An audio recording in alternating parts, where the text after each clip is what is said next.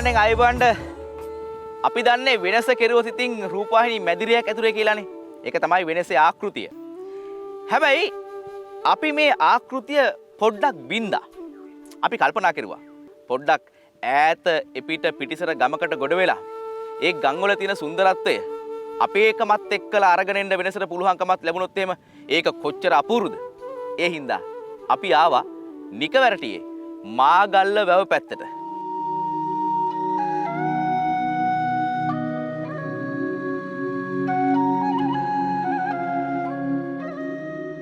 මෙතන ඉඳගෙන තනියම මේ ඔරුවේ ඉතින් හබල් ගගහා මම දුක සාංකාව විඳගෙන මේ මාගල්ල වැවේ සක්කලං කරනකොට අපේ අර අනිත් කොළු ගැටව් දෙන්න වෙන වැඩක් වෙන තැනක කරනවා. සංගීතයත් එක්කලා සාජ්‍යයක් එක්කලා මහත්තුරු කට්ටිය සින්දු කියන වැඩේ හරි අපූර්වයි. ඉතින් ඒ හින්දා අපි මේ වැඩේට ගොඩ වෙලා ඉමු. ගඟක් නොවේ නුඹ වැවක් උනේ ඇයි? නුඹ කාවෙනුවෙන්ද මේ දරාගෙන ඉන්නේ? නුඹ මොනවද පුරවගෙන ඉන්නේ? ඇයි මේ හැටි අමාරුවෙන් නුඹ දරාගන්නේ? හැබැයි නුඹ කාවෙනුවෙන් හෝ දරාගෙන ඉන්න බව නම් විශ්වාසයි. මට හිතෙනවා සම්පත් කතා කරන්නේ මේ මහා වැව ගැන කියලා. බැලූ බැල්මට අප්‍රාණිකයි. හැබැයි ප්‍රාණයක් සහිතයි. උත්තර දෙන්න මේ වැවට බෑ. හැබැයි මට හිතෙනවා ඒ උත්තර අතරේ සමහර විට තියෙන්නේ මෙහෙම. අපේ බත සරි කරන්න, අපේ කෘෂිකර්මාන්තය සංවර්ධනය කරන්න. මේ සියලු දරාගැරීම් කරන්නේ රටේ ආර්ථිකය වෙනුවෙන්. මට හිතනවා සම්පත් මේ සියල්ල කරන්නේ මේ කෙත්වතු සාර කරමින් අපිට සරුසාරවත් කෘෂිකාර්මික පරිසරයක් හදන්න කියලා. අපි වෙනස පටන් ගමු.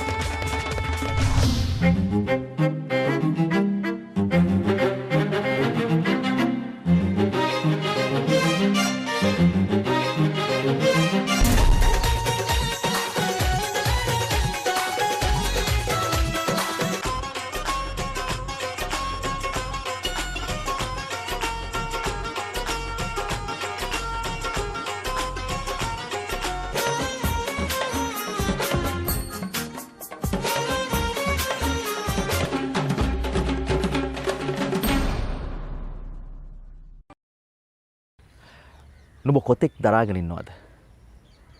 අක්කර අඩි 7500ක් මහා ජල කඳක්නේ ඔබ මේ දරාගෙන ඉන්නේ. ඇයි මෙහිම දරාගෙන ඉන්නේ? අසංග රට වෙනුවෙන්, නුඹ මා වෙනුවෙන්, ජාතිය වෙනුවෙන් නුඹ මෙතරම් ජල කඳක් දරාගෙන ඉන්නවා. එවැනි සුන්දර පරිසරයකට අපි සාමාන්‍ය සුපුරුදු සාම්ප්‍රදායික ස්වාධීන රූපවාහිනී වෙනස මැදිරියෙන් අපි දොට්ට බැස්සා. ආවා අපි අපූර්ව සුන්දර ස්ථානයකට. මෙතන තියෙන බලන හැම තැනම ස්වභාවික පරිසරයේ සුන්දරත්වය. ඒ සුන්දරත්වයට අද රස හැන්දෑවක් වෙනවාට කිසිම සැකයක් නැහැ.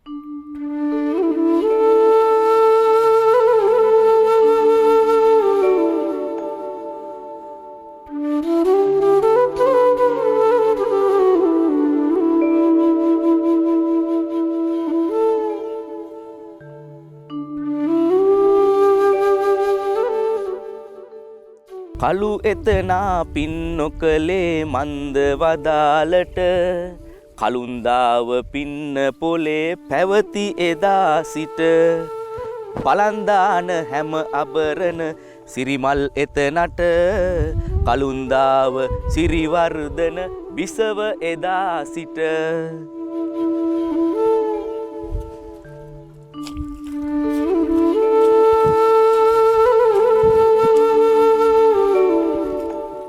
අයිබන්ඩ ඔය කවිය තියෙන්නේ කළුන්දා පටුනේ.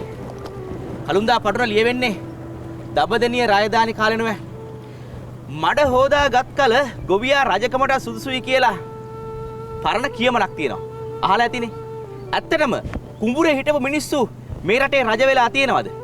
නැත්තම් මඩ හොදගත්තා මිනිසුන් රජ වෙන්න පුළුවන්ද? මඩ ගාගෙන ඉන්නවා කියන එක රජ වෙන්න තියෙන සුදුසුකමක්ද? හැබැයි ඒ කොයි මඩද කියලා තීරණය කරන්න ඕනේ. ඇත්තටම මඩ ගාගත්තු අය මේ රටේ රජ වෙලා තියෙනවා. අහලා තියෙනවද අප්පුවා කතාව? අප්පුවා රජ වුණා වගේ කියලා? ඔව්. අප්පුවා රජ වුණා. ඒ රජ වුණා විතරක් නෙමෙයි මේ මුළු ලංකාවම දියුණු කරලා එක්සේසත් කෙරුවා. ඒ තමයි පරාක්‍රම බහු රජුරුව. දෙවෙනි පරාක්‍රම බහු රජුරුව දඹදෙනිය. අපි ආවා දඹදෙනිය කලුන්දාව ගමට උන්වහන්සේගේ කතාව හොයාගෙන.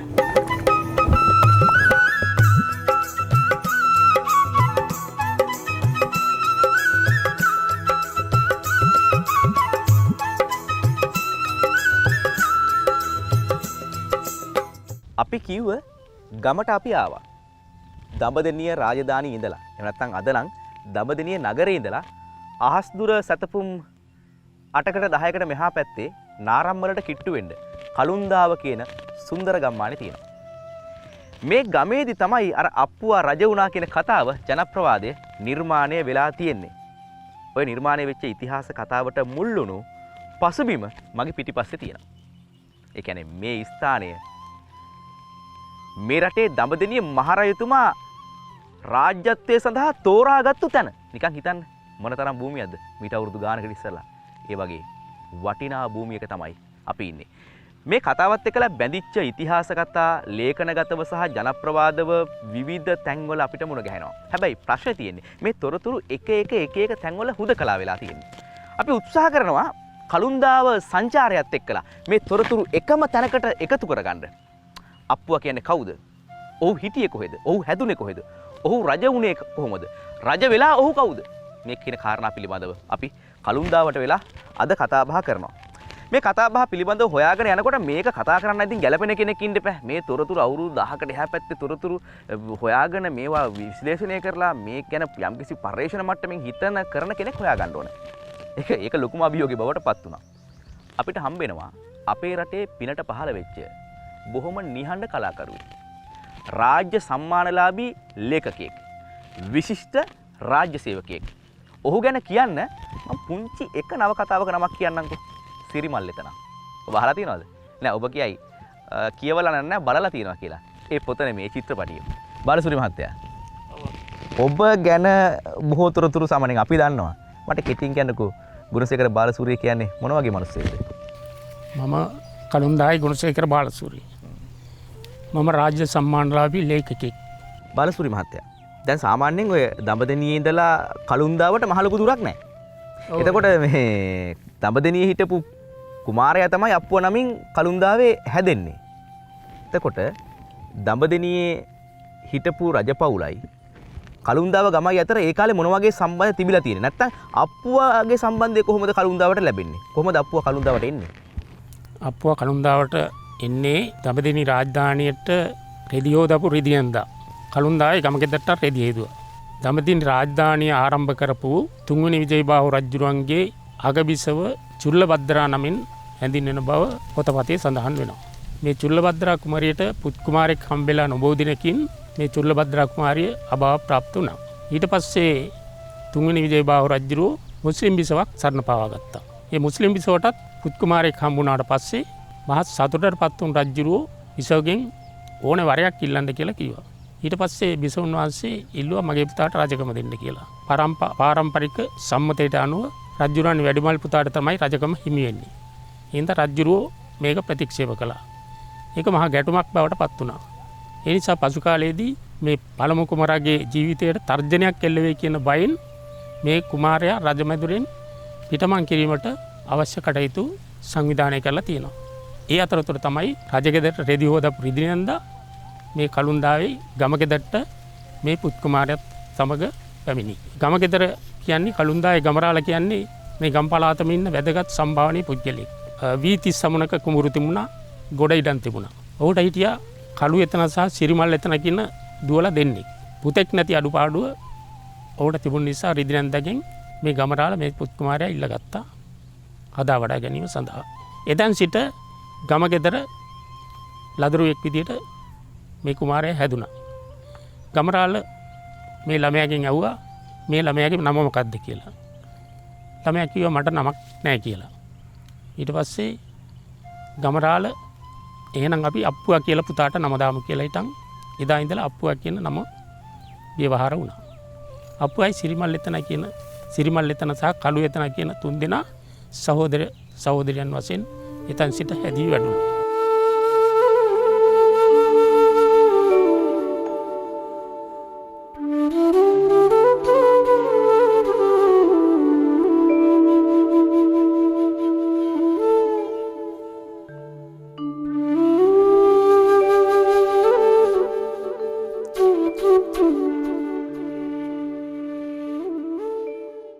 පිට මේ සියල්ල සංවිධානය කරලා වෙනසට අලුත් ආලෝකයක් ලබා දෙන්න කටයුතු කරේ ශ්‍රී ලංකා වාරිමාර්ග දෙපාර්තමේන්තුව.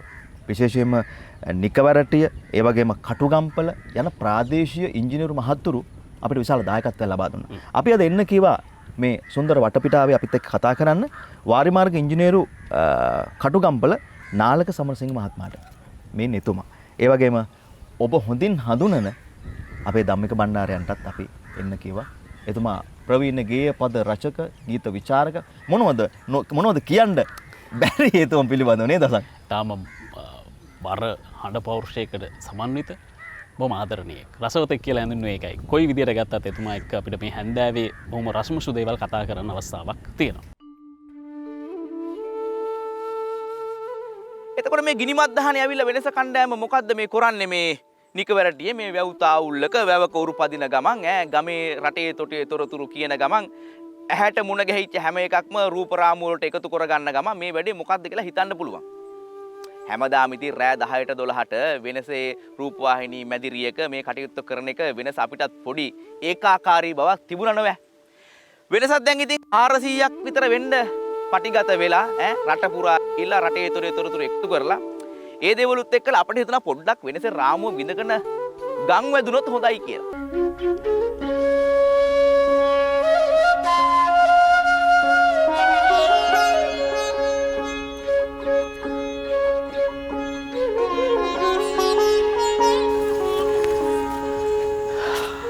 මහා දවාලක කොළඹ අහස යට දවල් 12ට විතර ඔබ මොහොතකට මවා ගන්නකෝ. කොහොමනම් කර්කශ බවක් දැනෙනවද? කොහොමනම් ග්‍රීස්මයක් දැනෙනවද? මම මේ වෙලාවෙ ඉන්නෙත් මහා දවාලක පන්නල බුලුගහවත්ත කියන ග්‍රාමයේ. මෙතන කොළඹ අහස යට දැනෙනවට වැඩිය බොහොම සෞම්‍ය බවක් දැනෙනවා. සිසිලසක් දැනෙනවා. ඒ මේ පරිසරයේ තියෙන සුන්දරත්වයත් එක්ක ගස්වැල් වලින් පිරුණු බොහොම සුන්දර වටපිටාවක මම මේ ඉන්නේ. ස්වභාව සෞන්දර්යයට හානි නොකර මිනිස්සු මේ ස්වභාව සෞන්දර්යයේ තියෙන සුන්දරත්වය විඳිමින් තමන්ගේ ජීවිකාව ඉස්සරහට අරගෙන යන අය අපිට හම්බ වෙනවා. ඒ අතරිනුත් විශේෂයි ස්වභාව සෞන්දර්යයේ ඇතැම් තැන්වල තියෙන සුන්දරත්වයන් මිනිසා විසින්ම මතු කරගන්නවා.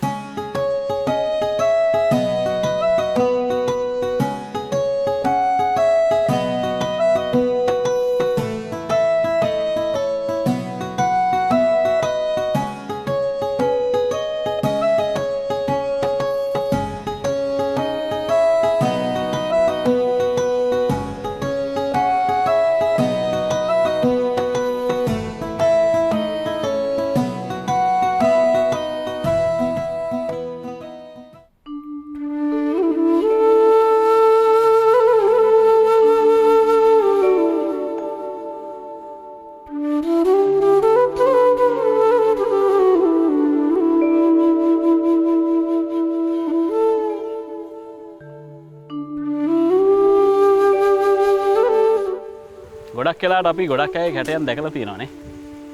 මේ ඉන්නෙත් එහෙම කැටයන් දාන කෙනෙක්.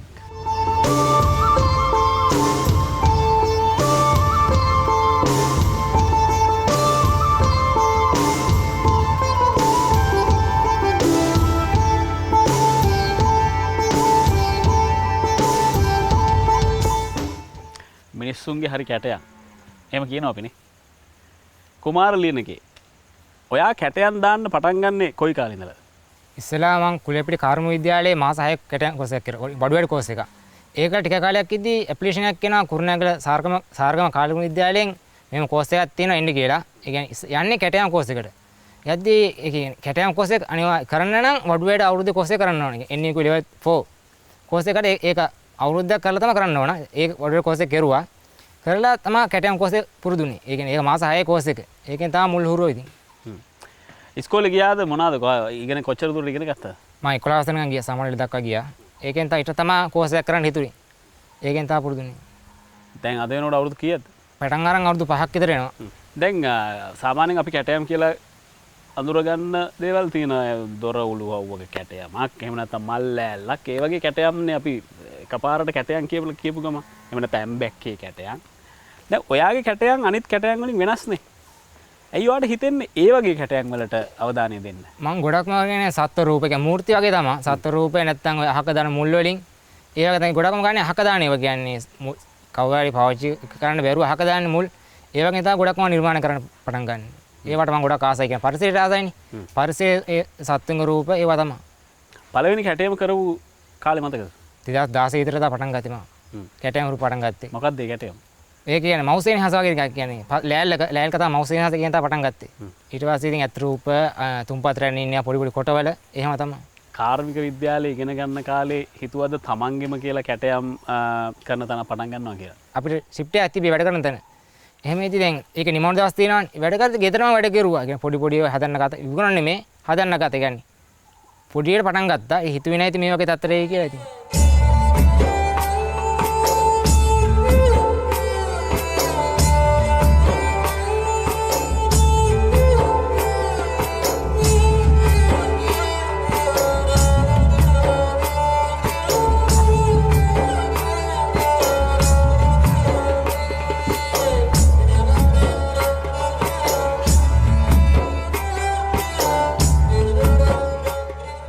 අපි අහලා තියෙනවනේ පොඩි කලා කුසලතාවයක් නිර්මාණශීලී හැකියාවක් එහෙම තියෙන්න ඕනි කියලා. පොඩි කාලේ ඉඳන් ඔයා එහෙම නිර්මාණශීලී දේවල් කරපු කෙනෙක්ද?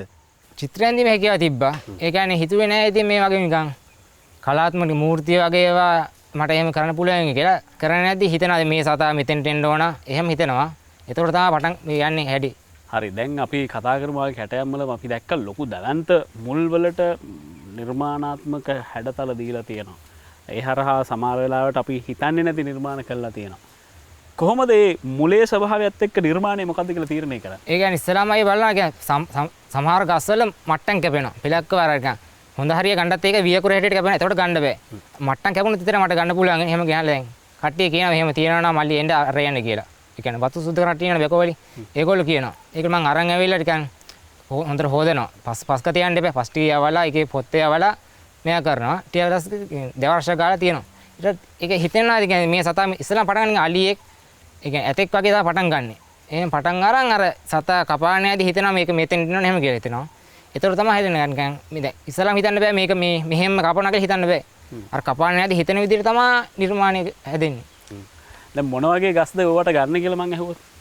තේක ගස් ගන්නවා, මුල් ගන්නවා, කොස් ගන්නවා, මහගොනි මුල් ඒ වගේ තමයි ගන්නෙ ගොඩක් දුරට.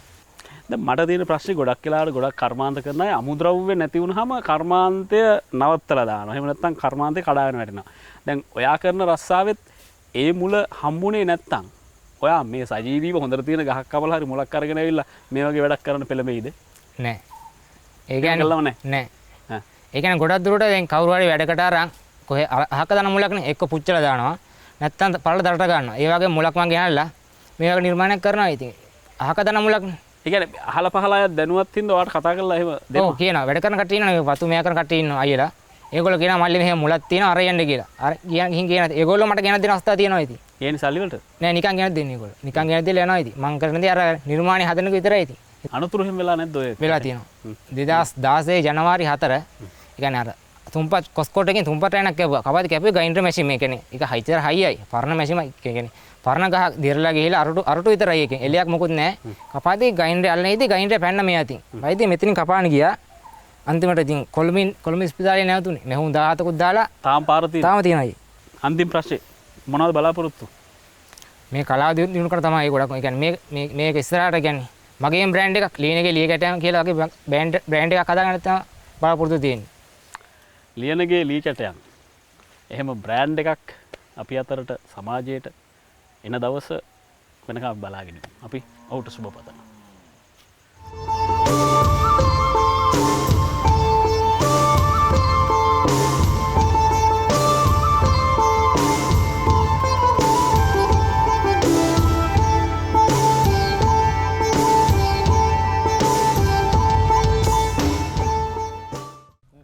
ගොඩ වටා මෝරණ වන ලැහැබ මැන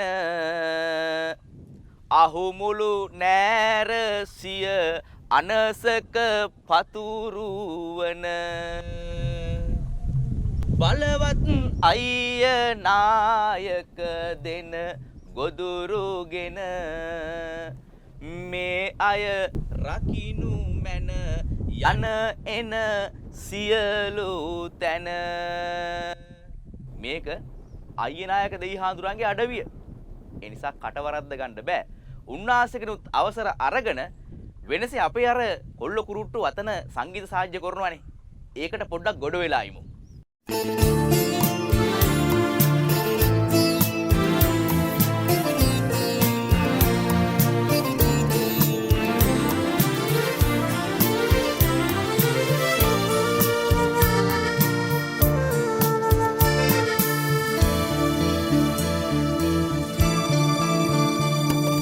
කතා නොකරන මල් පෙති වගේ මට ඔය තොල් පෙති මගේ ආදරේ හඳුනන් නැති මල් පෙතිවලට හිත යන නැති කතා නොකරන මල් පෙති වගේ මට ඔය තොල් පෙති මගේ ආදරේ හඳුනන් නැති මල් පෙති වලට හිත යන හැටි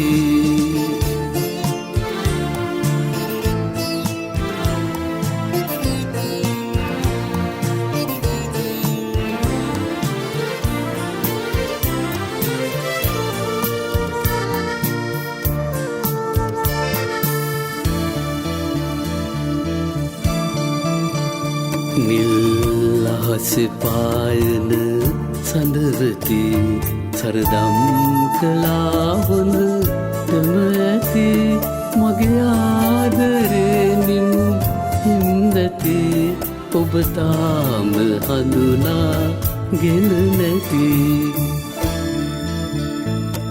කතා නොකරන මල් පෙති වගේ මට ඔය තොල් පෙති මගේ ආදරේ හඳුනන් නැති මල් පෙතිවලට හිත යන හැටි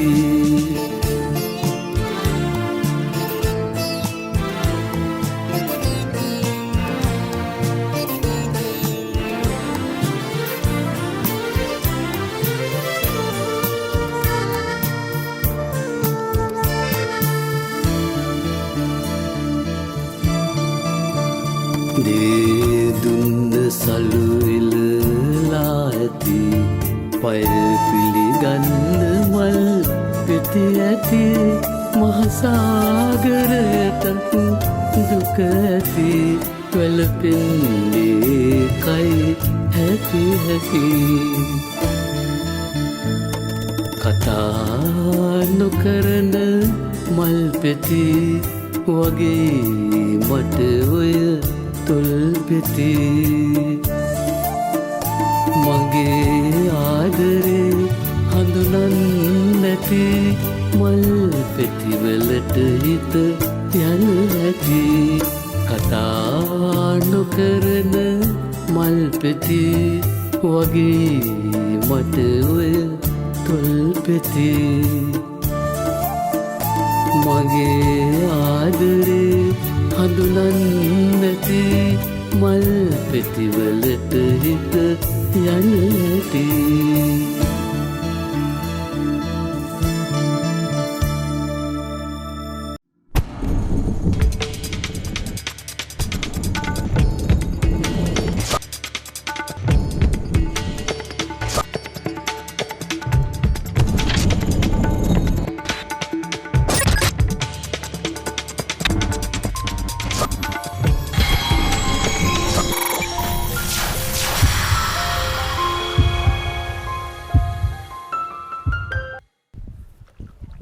වාරිකාර්මාන්ත ඉතිහාසය අවුරුදු 10 ගාණක් එහා පැත්තට යනවා.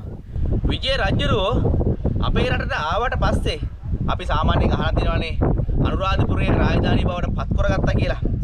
මොකද ඉතින් මල්වතුය කලාවය මුල් කරගෙන ජනාවාස බිහි වෙලා ක්‍රමානුකූලව වැව්වමුණු කියන තාක්ෂණයට යන්න පටන් ගත්තා. ඒකට හේතු වුණේ ඉතින් රජරට පැත්තේ වැස්ස කොහොමදත් අද කාලේ වගේම තමයි. එදත් ඉතින් අඩුව තියෙන්න ඇති නෝ.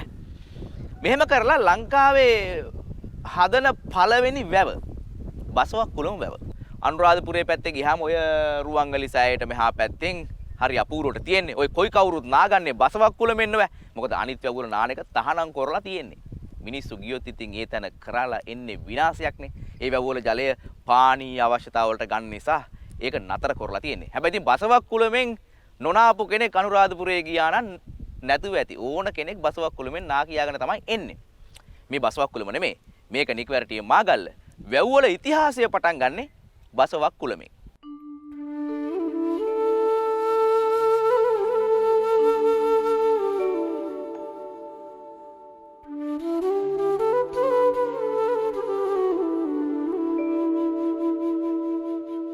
නාල්ක මහත්මයා මොකද්ද මේ වැව? මේක නමින් මාගල්ල වැව. මේක කුරුණෑගල දිස්ත්‍රික්කයේ මේ නිකවැරටි ප්‍රදේශයේ තමයි පිහිටලා තියෙන්නේ. මේ වැවට ජලය එන ජල සැපයුමක් තියෙනවා. දදුරුව හරස් කරලා රිදී බැඳියල්ල කියන ස්ථානයෙන් සතුම් ගණනාවක් දිග ඔයක් ඇලක් දිගේ තමයි මේකට ජලය ලැබෙන්නේ.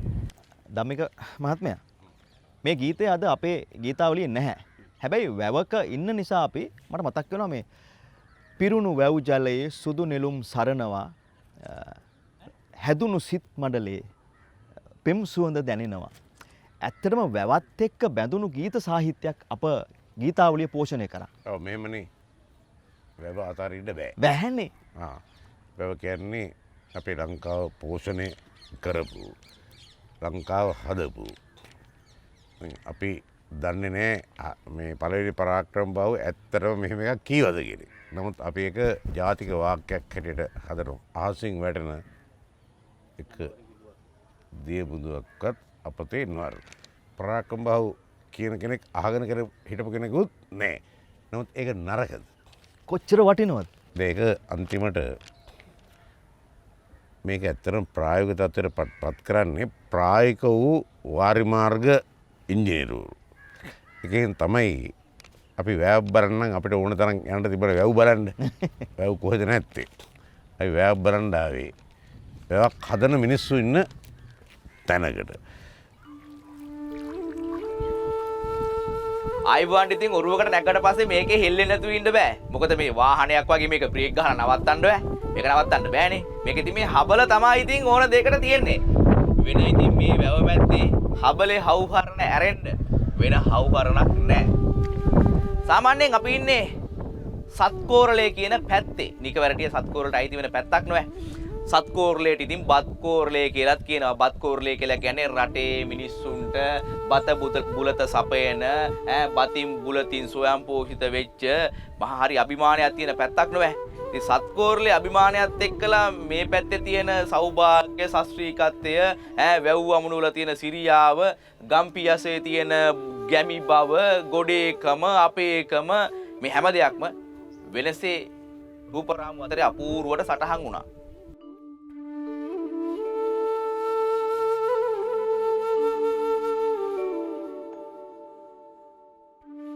වාරිමාර්ග ගැන කතා කරනකොට වැවත් එක්ක සම්පත් වගේම ධම්මික බණ්ඩාරයන් කතා කළා වගේම Facebook එකේ කොල්ලෝ ටිකක් ලියලා තියෙනවා කලාවැව හිඳෙනවා ආයමත් පිරෙනවා මේක ඇවිල්ලා වාරිමාර්ගයේ තේමා ගීතය කියලා. මගේ හිත බිඳෙනවා ආයමත් හැදෙනවා.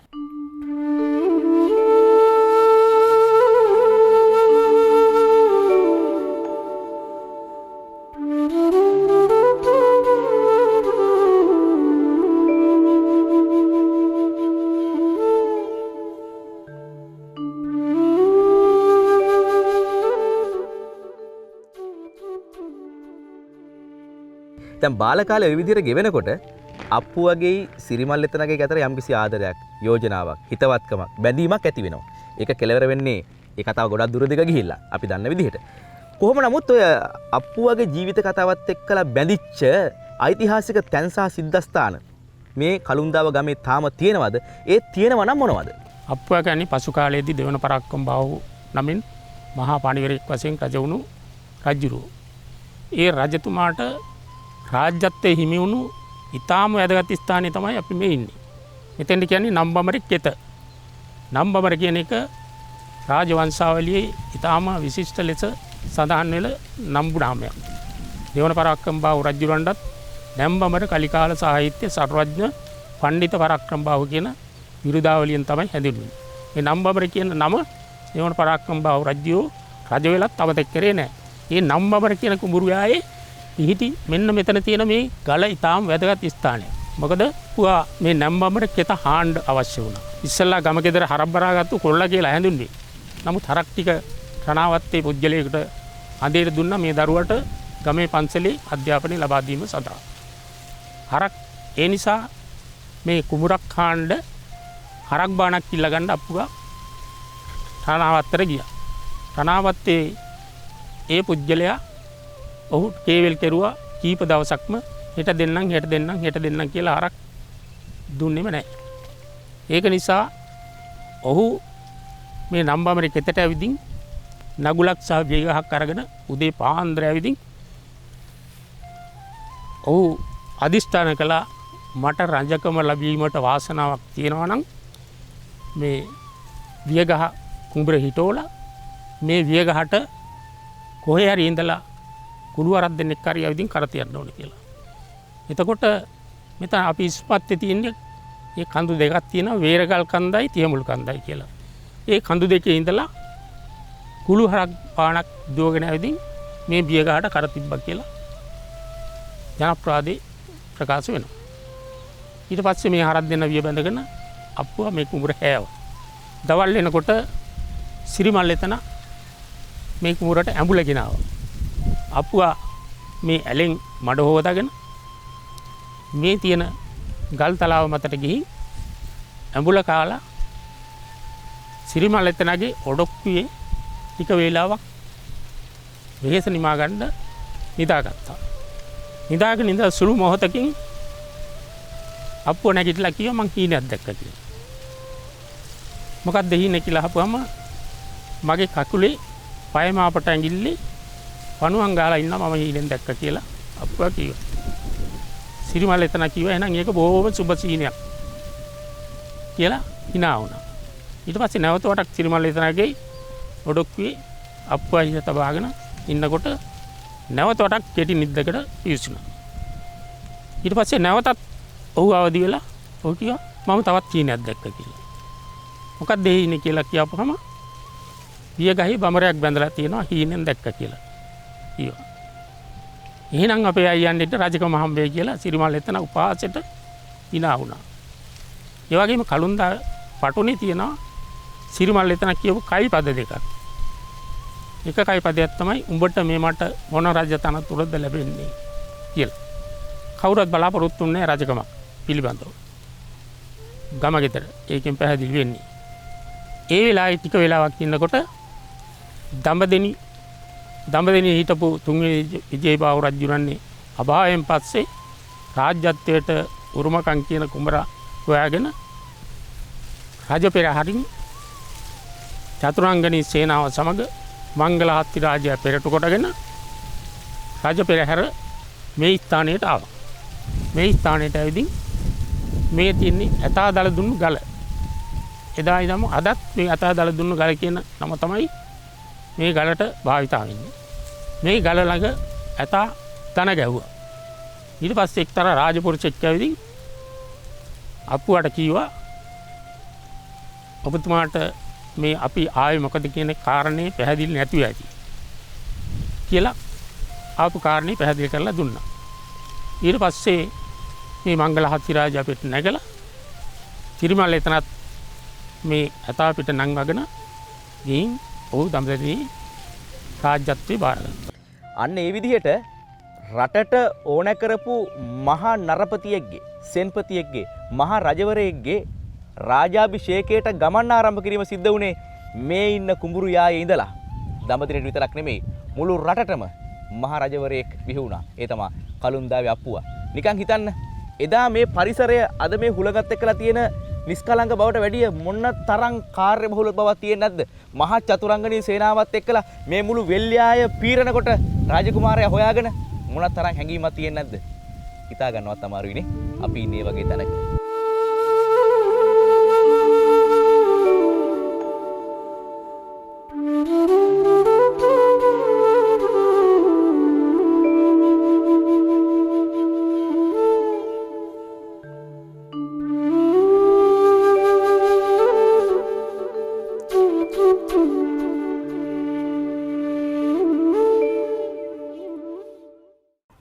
වැව්බැඳි රාජ්‍ය කිව්වම ඉතින් අපි දන්නේ රජරට පැත්තනේ.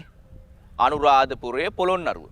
හැබැයි මේ කුරුණෑගල දිස්ත්‍රික්කයේ සත්කෝරළේ වැව්වමුණු දහස් ගාණක් තියෙනවා. මේ පැතිවල තියෙන වැව්වමුණු අර අනුරාධපුරයේ පොළොන්නරුව වගේ තියෙන මහා පරිමාණයේ විශාල වැව්වමුණු නෙවෙයි. පුංචි පුංචි වැව්වමුණු ඕනෑ තරම් තියෙනවා. ඔය වැව්වමුණු එකට එකතු වෙලා මහ වැවකට වතුර ගේන ක්‍රමයට කියනවා නමක් එල්ලංගාව කියලා. එල්ලංගාව කියලා කියන්නේ වතුර එකතු කරලා එක තැනකට ගේනවා. අන්න ඒ විදිහට වතුර එකතු කරලා චූටි වැවෙන් මහ වැවට ඇවිල්ලා මාගල්ලට වතුර එනවා. සමහර විට ඉතින් මාගල්ල කියලා නම හැදෙන්නත් ඇත්තේ අර එල්ලංගා ගොඩකින් වතුර ඇවිල්ලා මාගල්ල පුරෝණ හින්දා වෙන්නත් පුළුවන්. මේ තියෙන්නේ මාගල්ල.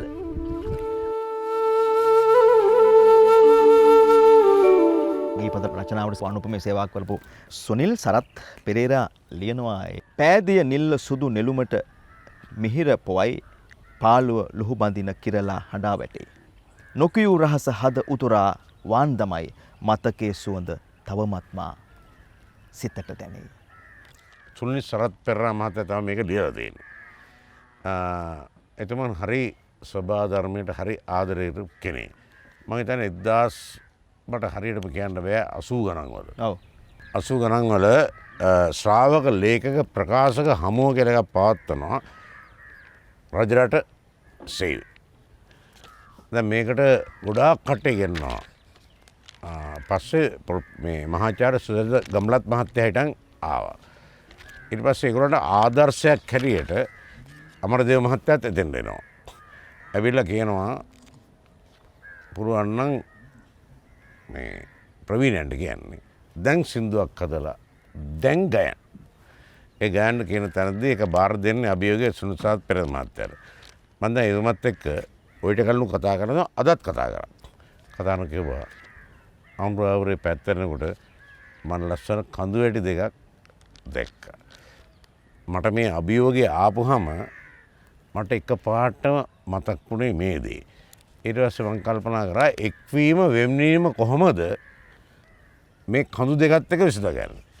ඔබ මා සමග එයා ඉස්සරහලියේ වැලිබත් උයන දවස කියලා. ඊට පස්සේ ආයෙ ගත්තා. ඔබ මා සමග අතිනත ගන්නා දවස. අතිනත ගන්නා දවසකම ඕන කෙනෙකුට හිතනවා මේක මංගල්‍යයක්ම කියලා.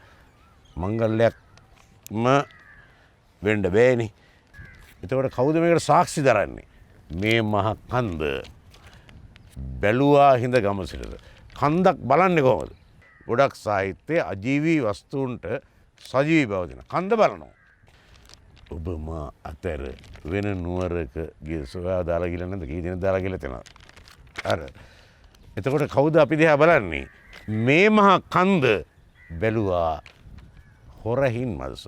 හොරහින් බල්ස කියන සංස්කෘත වචන දන්න කටාක්ෂ නිරීක්ෂණය. අහම් බලනවා.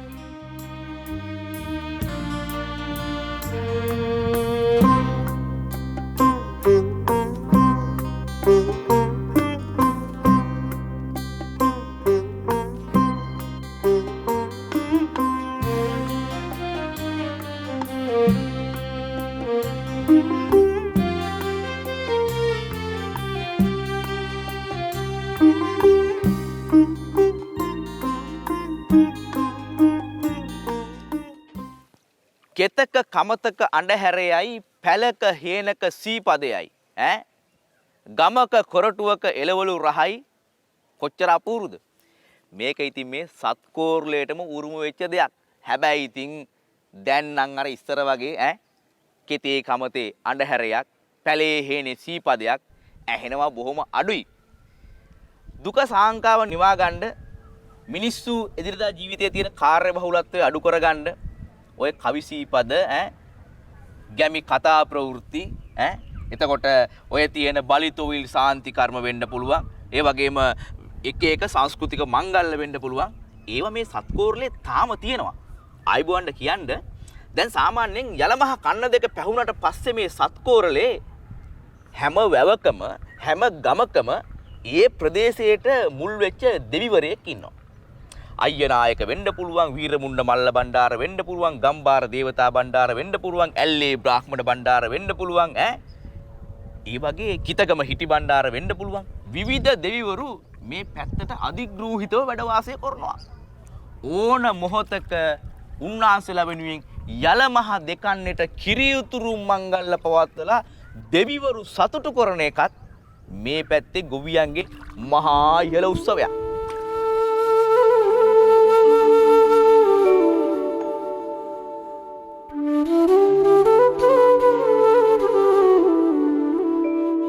දැන් මේ වැඩසටහන රූගත කිරීමේදී අපි ඊටාම ගෞරවයෙන් සිහිපත් කරන්න ඕනේ අසංක ශ්‍රී ලංකා වාරි මාර්ග දෙපාර්තමේන්තුව. මොකද වාරි මාර්ග දෙපාර්තමේන්තුවේ අනූපමය සේවාව තමයි මේ සන්ධ්‍යාව මනරම් කරන්නට වෙනස හරහා ඔබට මේ සන්ධ්‍යාවේ ඉඳන් කතා කරන්නට පරිසරය හදලා දුන්නේ.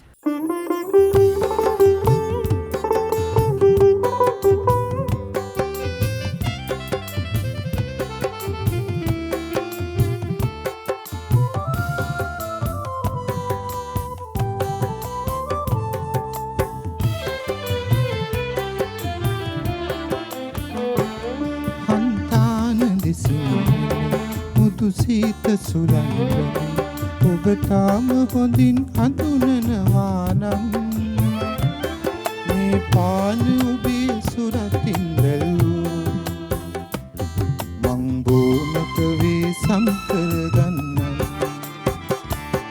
හන්තාන දෙසින් එන මුතු සීත සුලංගන ඔබ තාම හොඳින් හඳුනනවා නම් මේ පාන ඔබේ සුරතින් වැළූ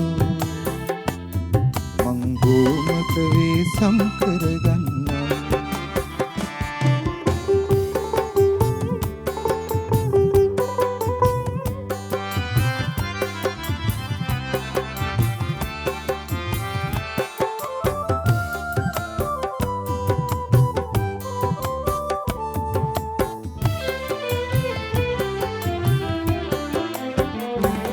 සංසාර පුරුද්දට දෝ මන්දා ගංගාව ශෝකයෙන් වැළපෙනවා සංසාර පුරුද්දට දෝ මන්දා ගංගාව ශෝකයෙන් වැළපෙනවා මං තාම මහා වැලිගන් ඉවුරේ වැලි පාර දිගේ හවසට යනවා හන්තාන දෙසින් මුතු සීත සුලංගන ඔබ තාම හොඳින් හඳුනනවා නම් මේ පාන ඔබේ සුරතින් වැළූ මං බෝමක වේ සම්කරගන්නම්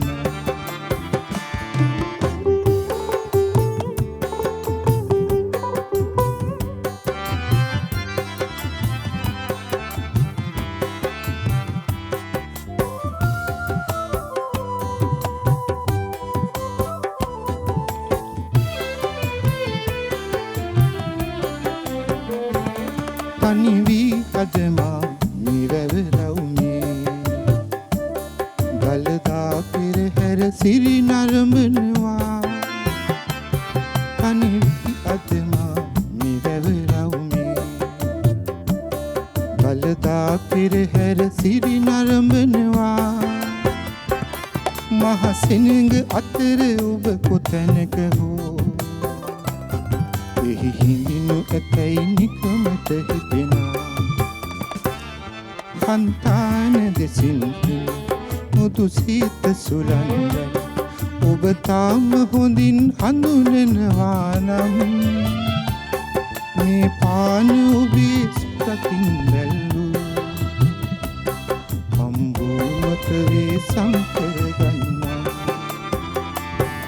సంతాන දෙසින් මුදු සීත සුලංගල ඔබ තාම හොඳින් හඳුනනවා නම් මේ පාන ඔබේ සුරතින් දැල්ලූ මං බොම ප්‍රවේශම් කරගන්නම්.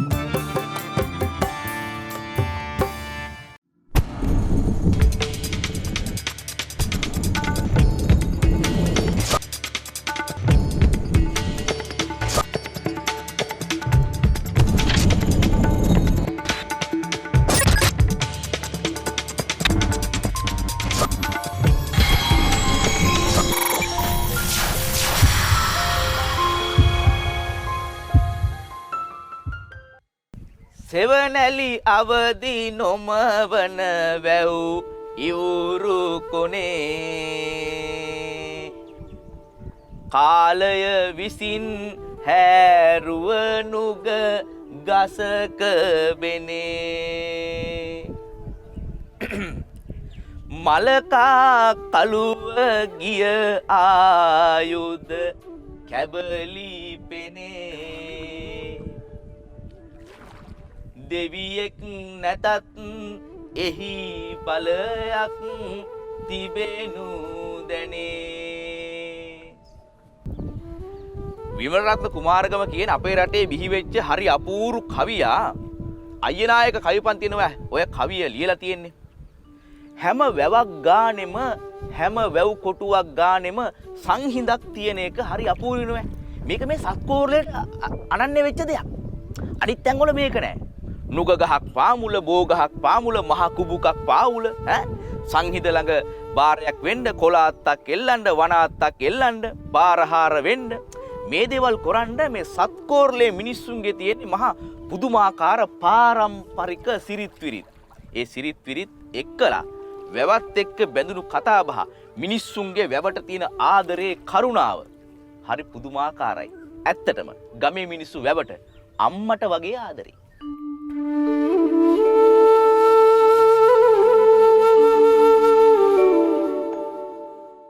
දැන් මේ ආකාරයට අසංග ලියවුණු ගීත සාහිත්‍යයක් අපේ අතීතයේ ගීතාවලිය පෝෂණය කරා. කොපමණ පෝෂණය කරාද? වත්මනේ ගයන ගීත ඒ ගීත ගයන්නට එන සියලු දෙනා ගයන්නේ අසංග මේ ගීතනේ. ඒ කියන්නේ මේ ගීත සදාකාලිකයි. කාලීනයි. හැමෝගෙම හදවත්වලට ඒ වගේම හැමෝගෙම සිතුවිලි වලට හැමෝගෙම අත්දැකීම් වලට කතා කරන්න පුළුවන් ගීත සාහිත්‍යයක් අපිට තියෙනවා.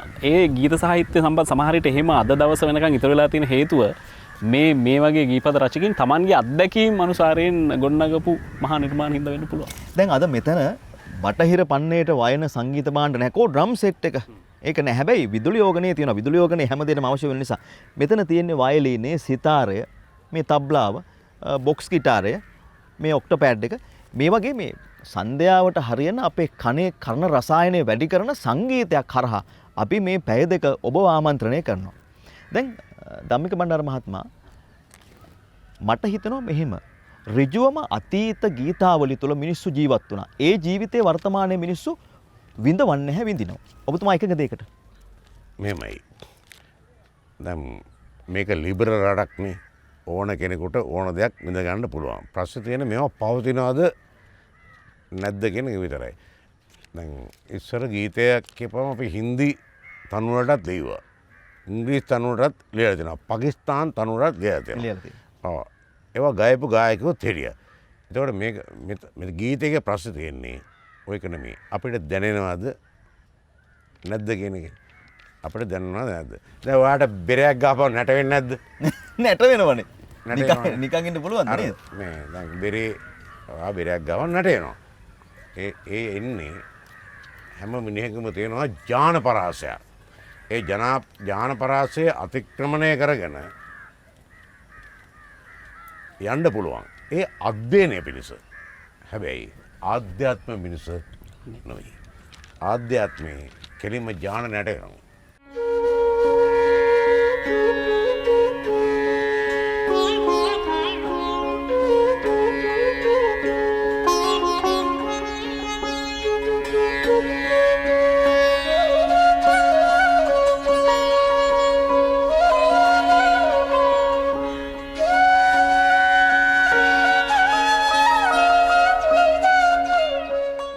දඹදෙණිය රාජධානියට මහා රජවරයා නිර්මාණය කරන්නේ කළුන්දාව කියන ගමේ. කළුන්දාව කියන ගමේ ගම ගෙදර හැදෙන අප්පුව කියන තරුණයා තමයි මේ රටේ මහා රජතුමා බවට පත් වෙන්නේ. එහෙම සූසට කලාවන්ගෙන් පරිපූර්ණ ප්‍රෞಢ රජෙක් නිර්මාණය කරන්න මොනතරම් පසුබිමක් කළුන්දාව ගමේ තියෙනට ඇද්ද? කළුන්දාව ශ්‍රී සුදර්ශනාරාම රජමහා විහාරයේ අපි ඉන්නේ. මේ පන්සලේ තමයි අප්පුවා තමන්ගේ ශිල්ප කටයුතු ප්‍රගුණ කරන්නේ මහා සංඝරත්නයේ ආශිර්වාදයත් එක්කලා. ගුණසේකර බාලසූරිය මහත්තයා. දැන් ඔය කියන අප්පුවා කියන තරුණයා මේ කොළු ගැටයා ඉගෙන ගන්න පන්සලට එනවා. එතන ඉඳන් කතාව අපිට කියන්නකෝ. මේම යමිලි මහත්තයා. දැන් මේ අප්පුවා කියන තරුණයා කියන්නේ ළමා වියේදී ඔහුගේ තියෙන හුරුබුහු ටිකන් දැකලා ගමේ පන්සලේ හාමුදුරුවෝ මේ ගමේ ගම් නායකයා තමයි ඒ කාලේ ගමරාලට කියලා තියෙනවා මේ පන්සලට දරුවා විදිහින් අකුරු ගන්නන්න කියලා හිටන්. එතකොට අපිට ඒක උපකල්පනය කරන්න පුළුවන් වෙන්නේ මේ මහා පඬිවරයෙක් වෙන්නේ කොහොමද කියන අදහස සනාථ කිරීම සඳහා. ඒක උපකල්පනය කරන්නේ දැන් ගලුන්දායේ ගමරාලට හිටිය හරක් පට්ටියක්. මහා විශාල හරක් පට්ටියක් හිටියා. ඒ හරකුන්ගෙන් තමයි මේ කුඹුරු යෑයි. හරක් බලපු කොල්ලා කියලා තමයි ඉස්සෙල්ලා හැඳුන්ලා තිබුණේ. ගම ගෙදර වාල්කොණ්ඩ හිටියා කියලාත් කියනවා. ජනප්‍රවාදවල. කෙසේ වෙතත් ගමරාලගේ දරුවෙක් විදියට තමයි ගමරාල සැලකුවේ. ඉතින් මේ තනත්තට මේ හරක් ටික හරක් බාණක් ගේන්න ගියේ නම්බමරේ කෙතේ හීයන්ඩ රණාවත්තට ඒ හරක් බාණක් ගේන්න ගියේ හරක් නැති නිසා නෙමෙයි. මේ කුෂිකාර්මික කටයුතු වලින් තරමක් මෙයා ඉවත් කරලා මෙයාට මේ ගමේ පන්සලේ අධ්‍යාපනය ලබා දීමට අවශ්‍ය නිසා. ඒ නිසා තමයි මේ පන්සලේ අධ්‍යාපනය ලැබුවේ. මේක කළුන්දාව ශ්‍රී සුධර්මාරාම රාජමහා විහාරස්ථානයේ විදියට තමයි හඳුන්වන්නේ. එතකොට දැනට අවුරුදු 800කට පමණ උඩදී ওই සිද්ධියක්. එතකොට මේ පන්සලේ ඉස්සර අධ්‍යාපන මධ්‍යස්ථානයේ ගමේ පන්සල සියලුම සූසට කලාව කියන්නේ සියලුම විෂයන් 64ක් උගන්වලා තියෙනවා. මේ පන්සලේ ඉගෙනගත් බවට සාධක තියෙනවා. මට මේ ප්‍රශ්නේ ගැටලුව ඇති වුණේ ඉස්සරලාම මගේ සිරිමල් එතන කියන නවකතාව මම ප්‍රසිද්ධියට පත් කළාට පස්සේ ඒ නවකතාව බොහොම ජනප්‍රිය වුණ නවකතාවක්. ඒ නවකතාව කියවපු විද්වත්තුන් බොහෝ මගේ හිතවතුන් මගෙන් ප්‍රශ්න කළා මේ කළුන්දායේ ගම ගෙදර හැදුණු වැඩුණු දරුවෙක් කොහොමද මේ වගේ මහා පඬිවරයෙක් වුණේ කියලා හිතන්. දැන් දෙවන පරාක්‍රම බාහු රජුරෝ කියන්නේ මහා පඬිවරයෙක්. ඔහු කෞසිලි වෙන කියන මහා කාව්‍ය ලියුවා. ඒ වගේම විසුද්ධි මාර්ග දැන් බුද්ධඝෝෂ හිමියන් ක්‍රිස්තුවර්ෂ 5 වෙනි සතවර්ෂයේදී ලියපු මේ විසුද්ධි මාර්ගයට සන්නයක් ලියුවා. ඒ සන්නයක් ලියුවා කියන්නේ තේරුම් ගන්න අපහසු වචන මේ සරල භාෂාවෙන් පැහැදිලි කිරීම. වනවිනි සන්නේ කියලා තවත් පොතක් ලියුවා. ඉතින් ඒ විදිහට මහා ප්‍රඥෙක් උනේ කොහොමද කියන ගැටලුව ආවා. මම ඇත්ත වශයෙන්ම මගේ සිරිමල් එතන පොතෙත් මං මේ සඳහන් කළේ දෙවන පරාක්‍රම බාහු රජුව කියලා තමයි. නමුත් මං වටා පිටාවෙන් දැනගත්තු අනුමාන කරපු සාධකමත් තමයි ඒ නම දැම්මේ. ඒ නිසා මං අදාළ ඒ යුගයේ තිබුණු පොතපත මං සියල්ලම කියවුවා. පොත් 50ක් විතර තියෙනවා දඹදෙණියගේ. ඒ පොත් 50න් ඉතිහාසයට අදාළ පොත් සියල්ලම කියවුවා. චූල වංශය, මහා වංශය, දඹදෙණි කතිකාවත, දඹදෙණි අස්න, රාජාවලි, රාජ රත්නාකරේ, කඳවුරු සීත මේ ආදි වශයෙන් ඉතිහාසයට සම්බන්ධ පොත්පත් රාශියක් තියෙනවා. ඒ සියලුම පොත්පත් කියවලා ලබාගත්තු තොරතුරු මත තමයි මම මේ කළුන්දාවේ පන්සලෙන් ඔහු අධ්‍යාපනය ලැබුවා කියන නිගමනයට එළඹුණේ. ඒ වගේම ගම ගෙදර හැදුණු වැඩුණු අප්පුවා දෙවන පරාක්‍රම බාහු නමින් රජ වුණා කියන තීරණයට එළඹුණේ. මේ විදිහට මේ රටට ඕන කරන නායකයෙක් රජෙක් නෙමේ. රටට ආදරය කරන මිනිස්සෙක්. අධ්‍යාපනය නගා සිටවන්න, අධ්‍යාපනය දියුණු කරන්න, පතපොත සාහිත්‍යයට ඉඩකඩ සලසන මිනිස්සෙක් කළුන්දාව ගමෙන් බිහි වෙන්නේ. මේ ගම ගෙදරට පින් සිද්ධ වෙන්න, මේ ගම් පියසර පින් සිද්ධ වෙන්න, මේ පන්සලට පින් සිද්ධ වෙන්න. හැබැයි ඔහු ඉතිරි කරන ලද ඉතිහාසය සහ එහි අභිමානය තාමත් මිනිස්සු හරි ආදරයෙන් කතා කරනවා. රටක් වැළඳ ගන්න විශ්මිත නිර්මාණ මේ අප්පුවා කියන තරුණයත් එක්කලා නිර්මාණය වෙනවා. දඹදිනියේ කලුන්දාවට අප්පුවගේ සම්ප්‍රාප්තිය සම්පතක් වගේම අප්පුවා කියන දෙවෙනි පරාක්‍රමබාහු මහරජතුමාගේ ජීවිතය මේ රටට අලුත් ජවයක්, අලුත් ගැම්මක්, අලුත් නැම්මක් බලාපොරොත්තුවක් දුන්නු වගත් කියන්න ඕනේ. ඒ සඳහා අවශ්‍ය කරන හයිය සැපෙව්වේ. ඒ සඳහා අවශ්‍ය කරන සුජාතවත් බව දුන්නේ දඹදෙනියේ කලුන්දාව කියන ගම.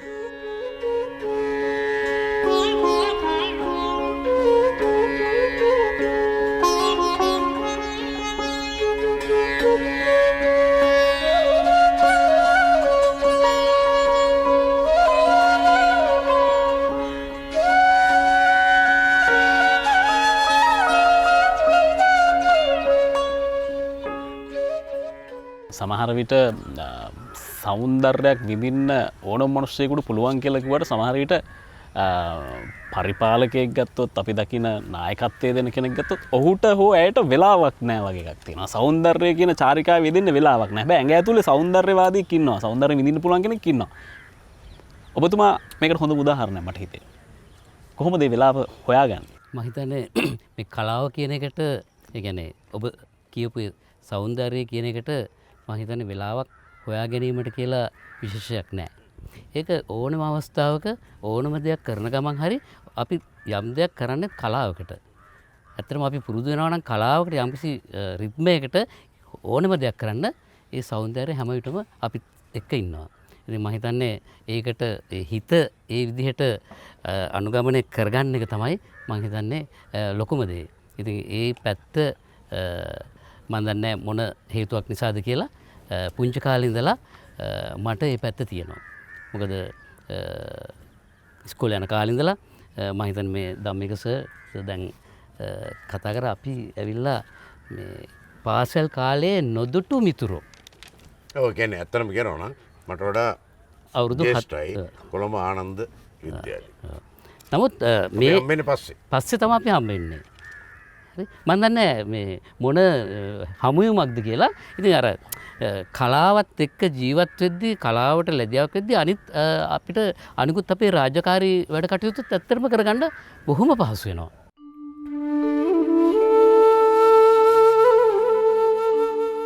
වැවත් එක්කලා කොයිතරම් සංස්කෘතිය බැඳෙනවද කියනවා නම් පසු කාලිනව අපේ රටේ ඉන්න දාර්ශනිකයෝ, කලාකාරයෝ, විද්වත්තු වැවත් එක්ක එකතු වෙලා විවිධ නිර්මාණ කරනවා. වැව් අමුණු ගැන විවිධ කවි සින්දු නිර්මාණය වෙනවා. වැව් අමුණුත් එක්ක බැඳිච්ච කතා ප්‍රවෘත්ති නිර්මාණය වෙනවා. වීර කතා නිර්මාණය වෙනවා. විශ්මිත නිර්මාණ පිළිබඳව කියවෙනවා. වෙන දෙයක් තියා ආයිබුවන්ඩ වැව් හදපු සමහර රජවරු දේවත්වයෙන් සලකනවා. ඔය මහසෙන් මහදෙයියෝ කියන්නේ ඒ වගේ කෙනෙන්නේ. මින්නේරි දෙවිය විදියට උන්වහන්සේව දේවත්වයෙන් අපේ රටේ මිනිස්සු තාමත් අදහනවා. එහෙම කරන්නේ උන්වහන්සේට වගේම මේ සීතල වතුර ටිකට මිනිස්සුන්ගේ තිබිච්ච ආදරයට ආයිබුවන්ඩ මේ වතුරට දන්න කියන කෙනෙක් කෙලඩිංගිත්තක්වත් ගහන්නේ නැහැ. ඒක පවක් විදිහටයි අපේ පැරණු සැලකුවේ. වැඩේ වෙලා තියෙන ආයිබුවන්ඩ අද කාලේ ඉන්න ළමා කුරුට්ටෝ පුංචි පැටව් ගැටව් මේවා ගැන දන්නේ නැති එකනේ. ඒ නිසා මේවා වෙනසේ අපි මේ ජලය කියන්නේ ජීවය කියන එක අපේ තරුණ පරම්පරාවට හේතු ගන්නන්න ඕනේ.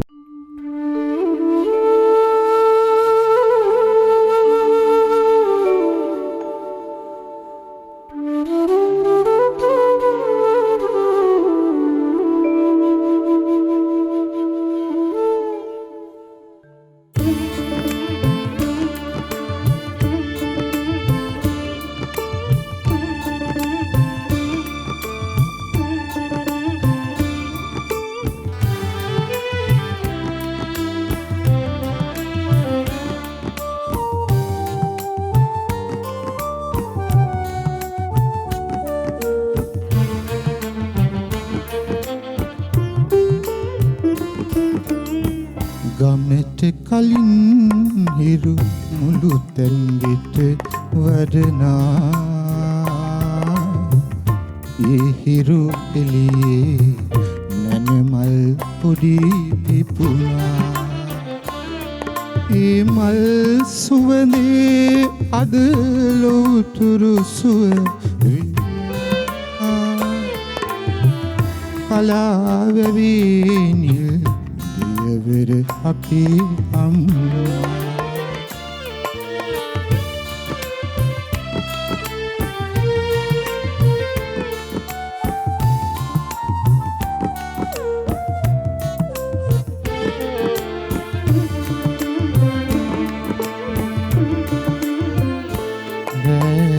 කළුවර අල්ගෙන දරුවන් එනතුරු සිත නෑ නිවන් දකින්නේ රෑ කළුවර ඇවිදින් ඉකිබිඳ ඇඬුවත් මෙතන නිදි විඳ ගන්නේ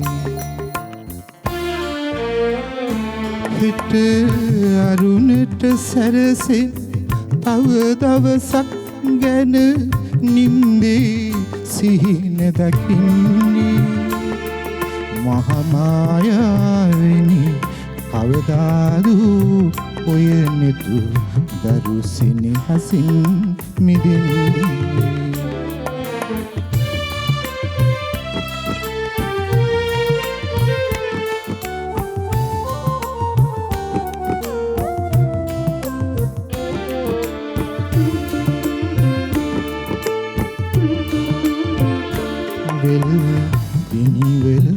ඇවිදින දෙපාරිදින විට විහංග ගීත බණ පදවේවා බෝමළුවක ඇවිලෙන පහන් වැටක්සේ තුන් සිත නිවී සැදේවා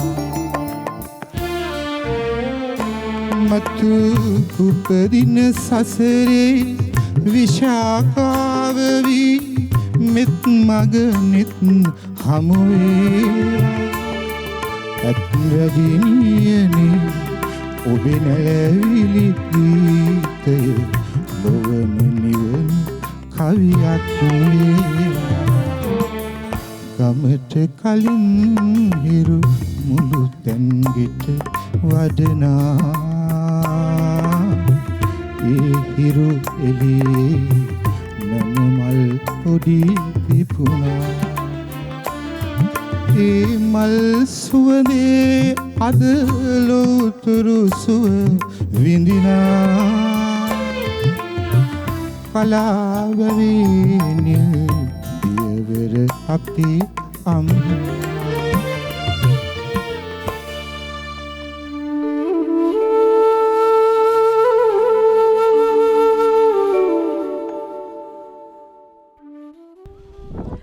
අපි ඉතින් මාළු ගැන විතරක් කතා කරලා බෑනව. වැවක් කියලා කියන්නේ මහා විශ්මිත පරිසර පද්ධතියක්. මේකේ වැවේ මේ වතුර ජීවත් වෙන මාළු පැටවු ටික විතරක් නෙවෙයි. මේකේ ජීවත් වෙන තව කොච්චර සත්තු ජීවියෝ ඇහැට පේන සත්තු නොපෙනෙන සත්තු කොයි තරම් කෝටි සංඛ්‍යාත ප්‍රමාණයක් ඉන්නවා. නිකන් හිතන්නකෝ දැන් මේ වැවේ ජීවත් වෙන මාළුන්ට වැඩිය. අර එහා පැත්තේ තියෙන අර ඈත පේන අර මහ වනස්පතිය මහ විශාල ගස් ටික කැලෑරොද බඩවැටිය පිල්ලෑව මේ දේවල් වල ජීවත් වෙන කුරුල්ලෝ ටික ඕකේ ජීවත් වෙන අහිංසක කැලේ ඉන්න සත්තු ටික උන්ට ජීවත් වෙන්න ඕන කරන පරිසර පද්ධතියම නිර්මාණය වෙන්නේ මේ වැවත් එක්කනේ. ඒ හින්දා තමයි ඉස්සර ආදි කාලේ ගමක අපේ උදවිය වැවට පුදුමාකාර විදිහට ගරු සම්මාන කෙරුවේ. ගමේ ප්‍රධාන අංගයක් බවට පත් උනේ වැව. වැව කියලා කියන්නේ අපේ ගමේ මිනිස්සු වැදුම් පිදුම් කරපු හරියට දේවාලයක් වගේ තැනක්.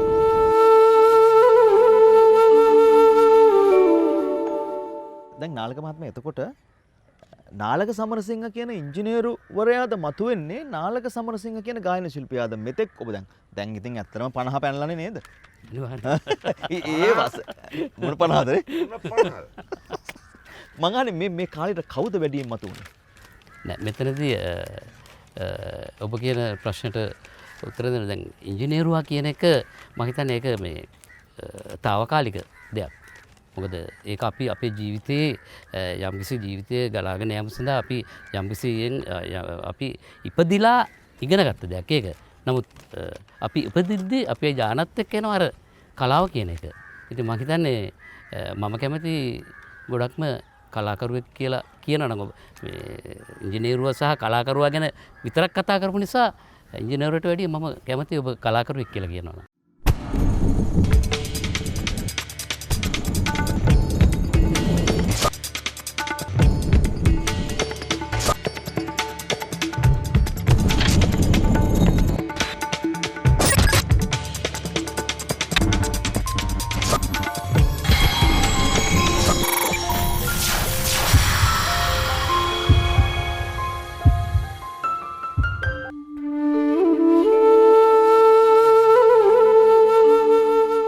අයිබෝන් අපි ආවේ සත්කෝරලට හින්දා සත්කෝරලටම ඉතින් උරුම වෙච්ච සිරිත් විරිත් ගැන ඒගොල්ලන්ගේ උදවියගේ ගැමියන්ගේ තියෙන පාරම්පරික චාරිත්‍ර වාරිත්‍ර ගැන පොඩ්ඩක් ඉතින් කතා බහ කරන එක හොඳයි නෝ.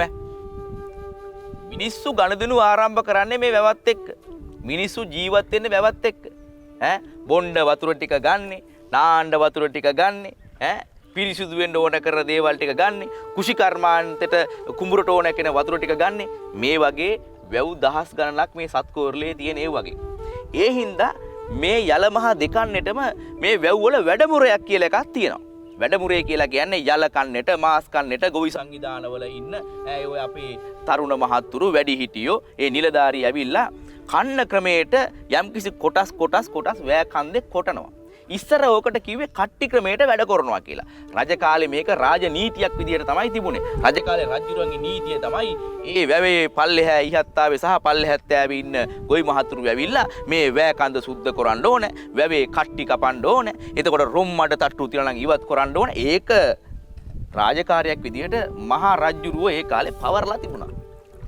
දැන් ඉතින් රාජකාරියක් විදියට නෙමෙයි. අර සාම්ප්‍රදායිකත්වය ආරක්ෂා කරලා ඒ ගමේ ඉන්න ගොවි මහතුරු ටික පුළුවන් වෙලාවට ශ්‍රමදාන විදියට ඇවිල්ලා ඔය වෑ කන්ද කොටලා වැවේ තියෙන කැලේ ඉවත් කරලා ඇලවේලි පද්ධතිය සුද්ධ කරලා ඊළඟ කන්නට ලැහැත්ති වෙනවා. ඒ ලැහැත්ති වෙන්නේ කලින් කන්නේ නෙලාගත්තු අස්වැන්නෙන් කිරියුතුරු මංගල්‍ය පවත්වලා ඒ ප්‍රදේශයට අධිග්‍රහිතව ඉන්න දෙවියන් වහන්සේට කිරියුතුරු මංගල්‍ය ගුටුමාලාව පවත්වනවා කියලා තමයි මේ පැත්තේ උදවිය ඒ චාරිත්‍රයට කියන්නේ. එහෙම කරලා වැවේ වැඩවාරය කරලා තමයි ඊළඟ කන්නේට මේ පැත්තේ මිනිස්සු කෘෂි කර්මයට වෙලට බහැලා වැඩ ආරම්භ කරන්නේ.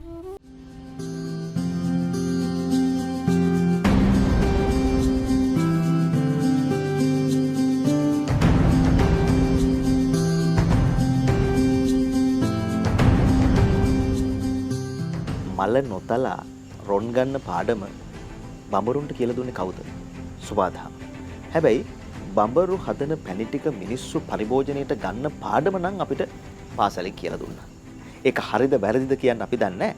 නමුත් බඹරු, දෙඹරු, මීමැස්සෝ, කණවැය මැස්සෝ මේ සුබාදහමේ තුලනයට අත්‍යවශ්‍යම සත්ව විශේෂ රාශියක්. අද වන විට මේ සතුන්ගේ ජනපද බොහොම වේගයෙන් ඡය වෙලා යනවා. මේ කතාව එවැනි ජනපද ආරක්ෂා කර ගැනීම පිළිබඳ මං හිතනවා මේ අලුත් ආරම්භයේ පරිසරයේ ජීවය පවත්නා අවස්ථාවක් බවට පත් වේ.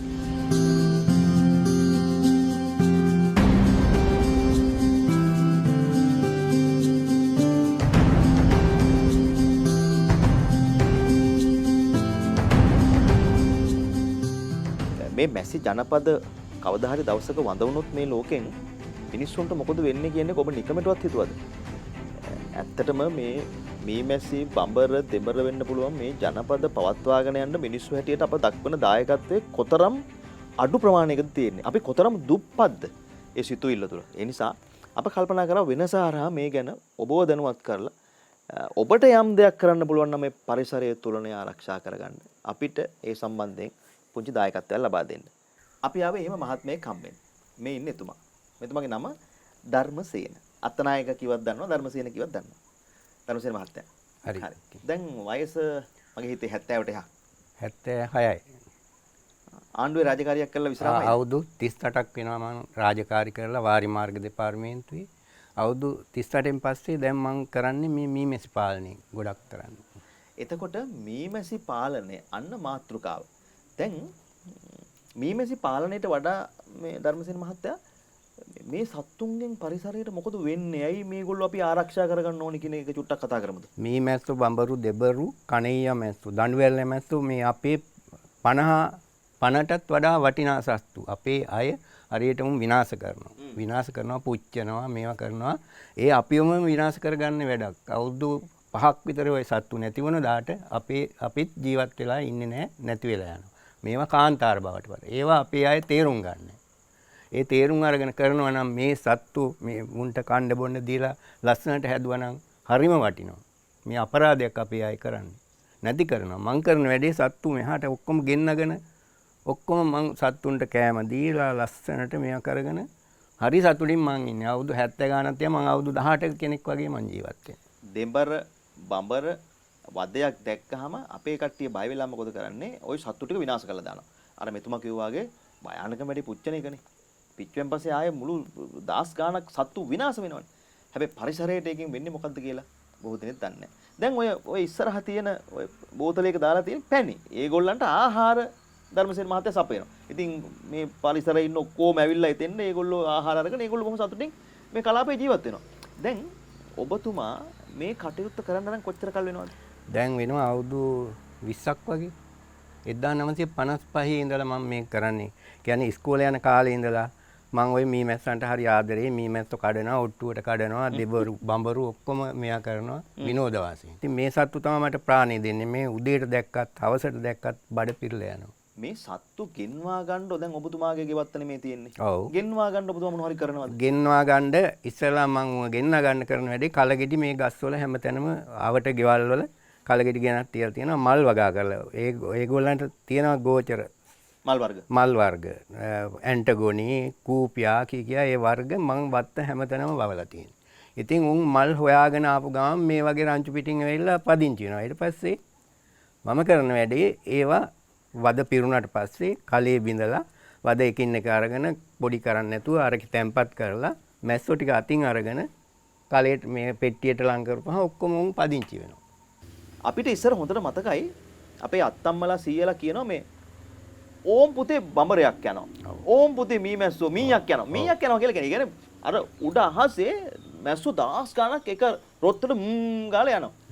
දැන් 7 අවුරුද්දකට සැරයක්වත් එහෙම එකක් අහන්න නැහනේ. ඔව් දැන් එහෙම භාග වෙලාට ගියොත් මම මේ මීමැස්සු ටික මගේ වත්තට බස්ස ගන්නවා. මම තියෙනවා උදොල් තැටියක් ඒක හයියෙන් වේගෙන් ගම අර හුම් සද්දේ කියන එක උන්ට නැතුව යනවා. අර උන්ට එක තැන පියාඹලා ඉන්නත් බෑ. කෙලින්ම පාත් වෙනවා. කලයක් තියෙනවා නම් කලයට රෙංගනවා නැත්නම් ගහක් තියෙනවා නම් ගහේ ආත්තේ හරි බඳිනවා. ඊට පස්සේ මම ගහට නැගලා උන් අරගෙන පෙට්ටියට දානවා. එතකොට ඒ හුම් සද්දෙට පියාඹාගෙන යන කට්ටිය ඔබතුමා උදැල්ලකට ගහලා උදැල්ලට ගනවා. මගේ සැර අර සද්දේ වැඩි උන්ගේ සද්දෙට වඩා. උන්ට යන්න පාර හොයාගන්න බෑ.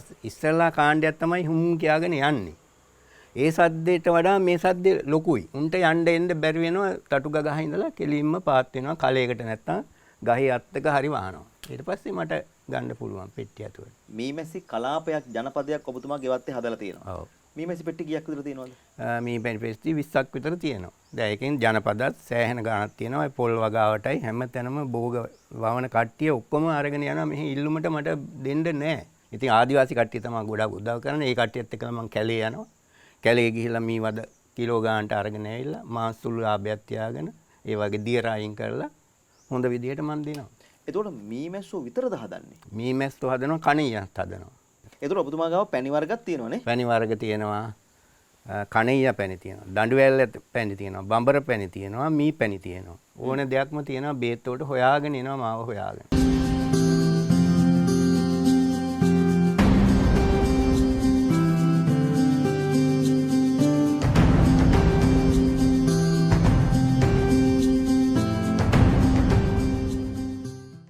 මේ පරිසරය මොහොතින් මොහොත වෙනස් වෙනවා. හරියට මහ එළිය තැන්න ගියා වගේ. ඒ කියන්නේ සන්ධ්‍යාවේ පහමාර පහ වෙනකොට මේ නිකවරටි වෙන්න පුළුවන් මේ වයඹ කලාපයේ ප්‍රදේශය මොහොතින් මොහොත පරිසරයේ සබාධම වෙනස් කරනවා. ඒක තමයි සබාධමේ නියම ක්‍රමවේදය.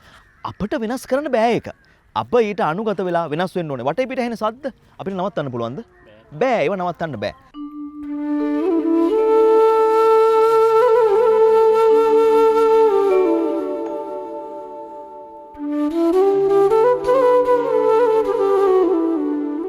ඔබතුමන් ගායනා කරන ගීත අතරේ සියල්ල තියෙන්නේ අපි කතා කරන ස්වභාවිතය කියන ඇතුළේ තියෙන ගීත. ඇත්තටම මේ පරම්පරා දෙකක් අතර තියෙන නිර්මාණ සංසන්ධනය කරලා බලනකොට මේ දැන් තියෙනව විඳින්න බැයිද ඔබතුමාට? ඇත්තටම මේක මේ කතිකාවට ලක්විය යුතු දෙයක්. ඇත්තටම මම හිතන්නේ දැන් අපි ගීත ඇහුවේ 1970 80 දශකයේ. අපේ සිත්වලට කාවැදුනේ ඒ ගීත. ඇත්තටම ඒ ගීත දැන් ඔබ දකිනවා මේ අසංක මේ එදා දැන් මෙතුමා කිව්වා වගේ එදා ලියවුණු එහෙම නැත්නම් එදා ගැවුණු ගීතයක් මම හිතන්නේ පරම්පරා අදත් එහෙම නැත්නම් අනාගතයේ අවුරුදු 100 ගාණක් දුරට මේව පවතිනවා. එතකොට ඇයි එහෙම වෙන්න හේතුව? දැන් අද ඇහෙන ගීත ගොඩාක් ඇහෙනවා. නමුත් මේ මම දන්නේ ඒ ගීතයක වචන පෙළක්වත් අපිට මතක තියාගන්න එහෙම නැත්නම් ඒ තනුවක් මතක තියාගන්න උනත් බොහොම පරිශ්‍රමයක් දකින්න. මොකද එක වගේ ගීත හැමතැනම ඇහෙනවා. කාලයත් සමග එහෙම නැත්නම් මේ පරම්පරාවේම වෙනසක් කියලා අපිට එකපාරටම කියන්න බෑ. මේ වගේ තියෙන හොඳ ගුණාත්මක ගීතත් ගැයෙනවා.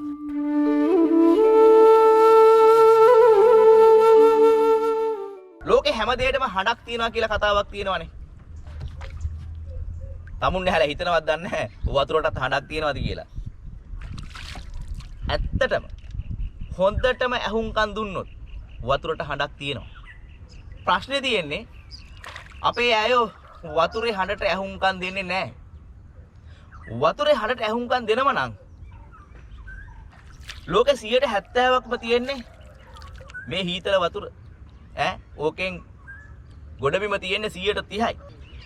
ඉතින් නිකන් හොයලා බලන්නකො 70%ක් වතුර තිබුණට මේ වගේ අපේ රටේ වගේ බොන්න පුළුවන් ලෙඩක් දුකක් හැදෙන්නේ නැතුව දරුවන්ට දරු පැටවුන්ට පෝලා අපිටත් වතුර ටිකක් බීලා වකුගඩු දෙක නරක් කරගන්න නැතුව එතකොට මුත්‍රා ආසාදනයක් හදාගන්න නැතුව මේ ලෝකේ නැති අපි දන්නේවත් නැති ලෙඩ රෝග හදාගන්න නැතුව බොන්න පුළුවන් වතුර තියෙන්නේ ඔය 170ක් කියන ජල පරිමාණයෙන් කොච්චර ප්‍රමාණයක්ද? හරි පුදුමයි නේද? නිකන් හොයලා බලන්න 0.0 ගාණක් තමයි බොන්න පුළුවන් වතුර ලෝකේ තියෙන්නේ. එහෙමනම් ඉතින් ලංකාව වගේ වාසනාවන්ත රටක් වෙන අපි මේ වගේ මේ සීතල වතුර කොච්චර අපූර්වට පරිස්සම් කරන්න ඕනද?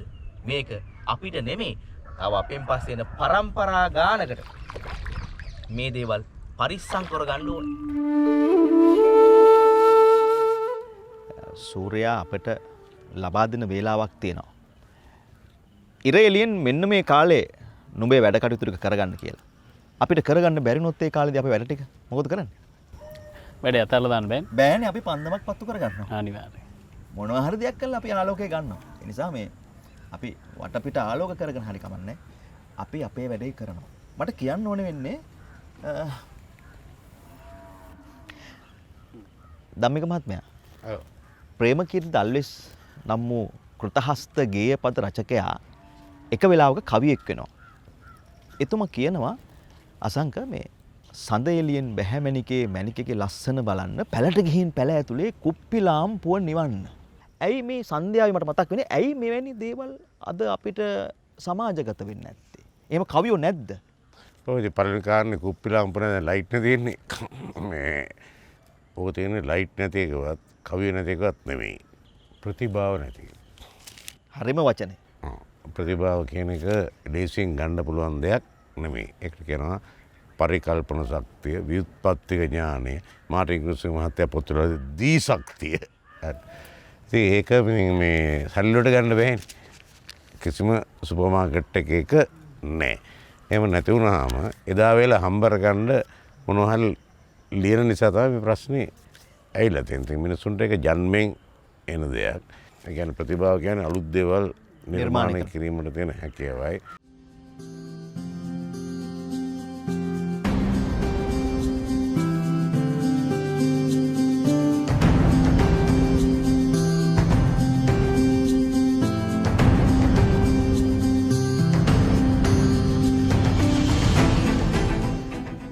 කඩන්නේ අතලෙව කණ්ඩ නෙවෙයි. හැබැයි අපිට සිද්ධ වෙන්නේ අතලෙව කණ්ඩ. ඇයි දන්නවද අපි මීයක් කැඩුවේ නෑනේ. කඩපු මීයක පැණි අරගෙන අපිට හිතේ හැටියට පාවිච්චි කරන්න බෑ. අපිට සිද්ධ වෙන්නේ අතලෙව කණ්ඩ. මේ ඔබතුමාගේ වදවලින්ම ගන්න පැනේ නැත්තම්? නෑ නෑ ආදිවාසී කට්ටියත් එක්ක මම කැලේ යනවා. ඔව්. කැලේ ගිහිල්ලා කඩන මී පැණිත් මෙතන තියෙනවා. මෙහි පෙට්ටි වල ඒවත් තියෙනවා. දැන් ඒගොල්ලෝ මට ඉල්ලුමට දෙන්න බෑ. මං කැලේ යනවා මා කැලේ. මාදුරාවේ ජලාශයවට යන්නේ. ගුණ බණ්ඩලට ඇත්තෝ එක්කලා. ඒගොල්ලොත් එක්කලා ගිහිල්ලා මී වද මං කිලෝ ගානට ඒගොල්ලන්ගෙන් ගන්නවා. මං සුළු ලාභයක් තියාගෙන මේ තියෙන මී වදව. හරි. එතකොට මට කියන්නකෝ දැන් අපිට අර ඔරිජිනල් මී පැණි හොයාගන්න බෑනේ. ඔරිජිනල් මී පැණි කාලා තමයි හොයාගන්න පුළුවන්. කාපුවම උගුරට වැටෙනකොට පුදුම වෙනසක් දැනෙන්නේ. ඇත්තටම. ඔව් සෙම වගේ ඇවිස්සෙන ගතියක් තියෙනවා. වතුරට දාන ඒවා තියෙනවා. අල්ලේ ගාන ඒවා තියෙනවා. ඒවා මේව හරියන්නේ නැහැ. නැත්තම් පරීක්ෂණාගාරයකට ගිහිල්ලා ඒවා බලන්න ඕනේ. මේ තියෙන්නේ මේ සීල් එකක් දාලා තියෙන්නේ. මේ තියෙන්නේ මී පැණි බෝතලයක්. මේ මී පැණි කියන එක වතුර වය වැක්කෙන්නේ නැහැ. වැක්කෙන්නේ නැහැ නේද? බලන්න මී පැණි කියන්නේ මේවා. ඔය මේ බලන්නකෝ. ඔරිජිනල් මී පැණි. ඔව් ඔරිජිනල් මී පැණි වම් බලන්න. ඔය ඕම් වැඩේ මේ ඔය ඕම් මී පැණි කියන්නේ මේවයි. ඔය බලන්නකෝ. දැන් ඕක සීනි පැණි වගේ වැක්කෙන්නේ නැහැ. නෑ වැක්කෙන්නේ නැහැ. මේ බලන්න. කොච්චර ලස්සනද කොහෙද? ටික් ගතිය වැඩි. ඔව් මේ බලන්න. මී පැණි කාපුවාම උගුර වෙනස් වෙනවා. ධර්මසේන මහත්තයා වැදගත්ම දේ තමයි දැන් මුළු ප්‍රධාන ඖෂධ වලට මේ මී පැණි පාවිච්චි කරනවා. දැන් මේ දවස්වල COVID-19 උදෙසා විවිධ ඖෂධ වලට මී පැණි පාවිච්චි කරනවා. අපිට අර හරිම මී පැණි හොයා ගන්නවා කියන කාරණේ පිළිබඳ ප්‍රශ්නයක් තියෙනවානේ. හරිම මී පැණි මාගාව තියෙනවනේ තාම. නෑ ඔන්න අද අපේ කට්ටියට දැනගන්න පුළුවන් හරි මී පැණි හොයාගන්නේ කොහොමද කියලා. කණ්ඩ මේ පැණි මේ අල්ලට දාලා මේ වගේ මේ බලන්නකෝ. ඔව් දෙන්න මට දෙන්න. ගන්න මෙන්න මෙහෙම දානවා අල්ලට ටිකක් දාන්න බය නැතුව දාන්න. ඔව් මෙහෙම දාලා මට මේ වගේ සැපක් කොහෙවත් හම්බෙලා නැහැ. සත්‍යගෙමයි මං කියන්නේ. ඇත්තටම. එදා රසයි. ඔය බලන්න. කාලා බලන්නකෝ. දැන් මෙතන මී පැණි වර්ග විතර තියෙන බඹර පැණි හරිය වෙන්නේ. බඹර පැණි තියෙනවා. මේ තියෙන බඹර පැණි මම බඹර ඉවත් කරනවා. ඔය ඉස්කෝලවල බිල්ඩින් වල තියෙන බඹර මං ගෙනිලා පුතයි මායි ගිහිල්ලා අයින් කරනවා. අයින් කරලා ඒවත් මම පැණි තියෙනවනේ අරන් ඇවිල්ලා ඒවත් බේත් වලට ගන්නවා. ධර්මසේන මහත්තයා එතකොට දැන් බඹර වදයක පැණි සාමාන්‍යයෙන් බෝතල් කීයක් විතර තියෙන්න පුළුවන්ද? සාමාන්‍ය හොඳ බඹරයක පැණි බෝතල් 7-8 තියෙනවා. ඔව්. දැන් සාමාන්‍ය මී වල මාදුරාවේ ජලාශයේ අවට කැලෑවල මී පැණි බෝතල් 6 තියෙනවා. එක ගහක් පලාපුවාම ඒ ගහේ අපි ගත්ත ආදිවාසී කට්ටියත් එක්ක තනිකර ඒක කිරිවදයක් ගන්නෑ. පැණි වදමයි තියෙන්නේ. මම ඔය කණ්ඩායම් එක්කලා යනවා. කැලේ ගිහිල්ලා කැලේ ගියාපුවාම ඒගොල්ලන්ට මං ආදිවාසී කට්ටිය ගහ කපනවා බෙනීට අත දාන්න පුළුවන් විදියට ඒගොල්ලෝ මෙහෙම කරනවා මැස්සෝ ටික උඩට යනවා මොකුත් නැහැ බේත් වර්ග මොනවත් නැහැ හිමින් අර වදේ ගන්නවා මමත් ඒ එක්කම මමත් දාලා මාත් ගන්නවා මටත් අයින් නැහැ එක එකක් මේ ඇයි මේ කළු පාට ගතිය මේ තියෙන්නේ බඹර පැණි මේ බඹර පැණි අවුරුදු 3ක් විතර ගියේවා ඔය බලන්න මේ හෙවලවල බලන්න වතුර වගේ ඒකයි බඹර පැණි කල් තියාගන්න බෑ ඒක දියර වෙනවා. ඕක බෙහෙතනවද ගන්නෙ? බෙහෙතට ගන්නවා මේ සාමාන්‍ය මේ මී පැණි වලට වඩා අලුත් පිට ගත්තොත් මේවට වඩා ගුණෙන් වැඩි බඹර පැණි. මම අහලා වෙන මම පොත්පත් වලින් දැනගෙන තියෙනවා. මේ බඹර පැණි වල ගුණාත්මක භාවය වැඩි කල් තියාගන්න ප්‍රශ්නයක් වෙනවා. අපේ මේ ධර්මසේන මහත්තයා කණවීය පැණි කෝ? කණීය පැණි මේ තියෙන්නේ. අතර තියෙනවනේ. හරි. මේ තියෙන කණීය පැණි. ඒවත් ওই බේත් වලට හොයාගෙන එනවා. දැන් ගෙවල් වල එහෙම ඔය අපි හිතමු උළු වැස්සේ වෙන්න පුළුවන් බිත්තියේ සිදුරක වෙන්න පුළුවන්. ලයිට් මීටර් වල. ඉස්සර පරණ ගෙවල් වල මේ ඔය කැලෑවේ තියෙන වැසිකිලි කැසිකිලි. ඔව් ඒවත් බඳිනවා. ඔය තියෙන මේ ඔය මේ බාන්න සුවඳ. මේවා බේත් වලට හොයාගෙන එනවා.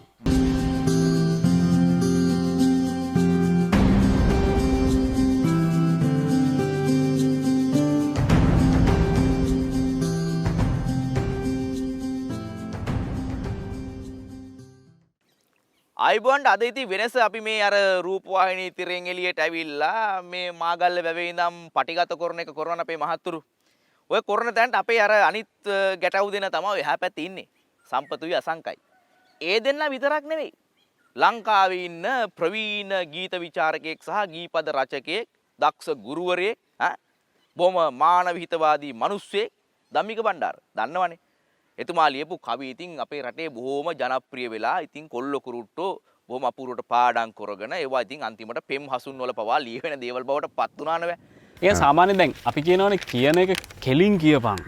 වටේ යන්න එපා. වහින්න නැතුව කියපන්. ඔව් දැන් මෙහෙම එකක් තියෙනවා දැන්. මේ කියන එක කෙලින් කියනවා කියන්නේ ඒක වාර්තාමය ප්‍රකාශය. කලාව කියන එක හැදෙන්නේ කියන දේ අඩුවෙන් හැඟෙන දේ වැඩි. දැන් අපි උදාහරණයක් ගමුකෝ. හොඳම දේ තමයි ප්‍රේමතෝ ජාති සෝකෝ.